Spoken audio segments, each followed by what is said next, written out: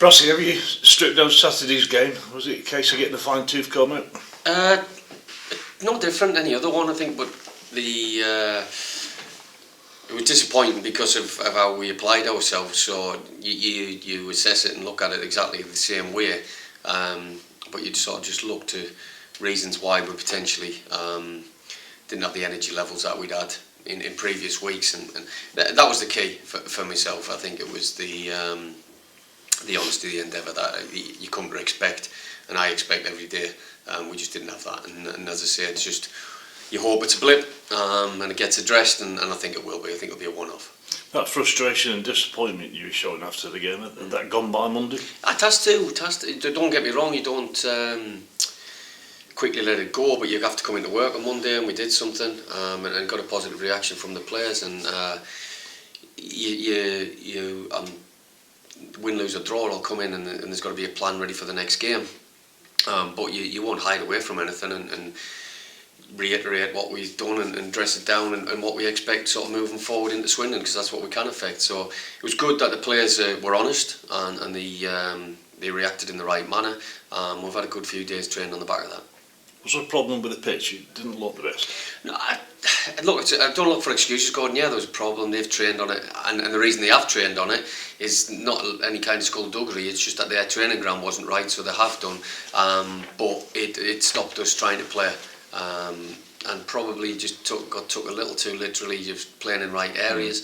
But you've got to be brave, and no matter what surface is thrown at you, you can still do the right kind of things and make right decisions in right areas. And that's, as I say, that's something that you move on from very, very quickly. It may happen again, certainly how the weather's changed, but just stick to what we're trying to do, stick to the plan, and give you the hard work, which should be a gimme on any kind of surface.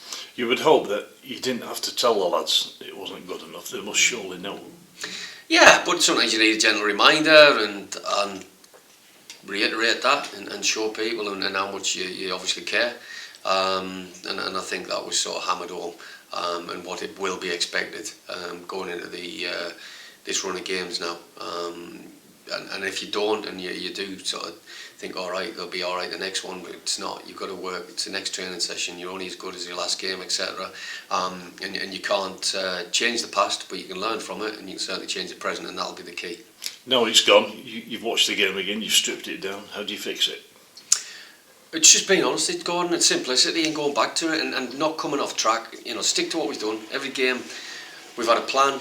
Every game, it might not have worked necessarily in results, but there's always been the end product of what we expect, and that's been pleasing. As I say, the tough aspect was that we didn't stick to what we'd said. We didn't sort of master anything from the onset.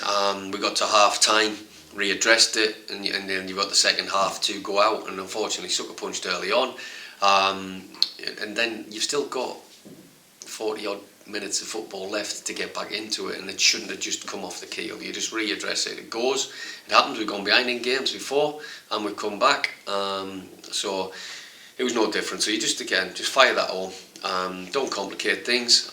But as I say, I do expect an endeavour and earn that right now. There's people who challenge you for shirts, and if you don't give the levels that I expect on a daily or a weekly basis, it'll change.